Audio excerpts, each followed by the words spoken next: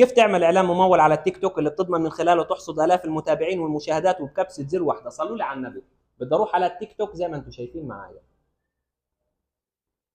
اروح على الثلاث شرطات من هنا من صفحه الشخصيه، واروح على ادوات المبدعين،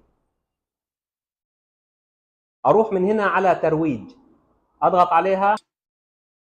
من هنا ممكن اختار الفيديو اللي بدي اروجه، لو ضغطت عليه هختار الفيديو اللي بدي اياه. ومن هنا من عروض ترويجيه مخصصه لاهداف اخرى بضغط عليها. ممكن احدد شو بدي المزيد من المشاهدات، او بدي متابعين، او بدي رسائل توصلنا على الصفحه، او زيارات.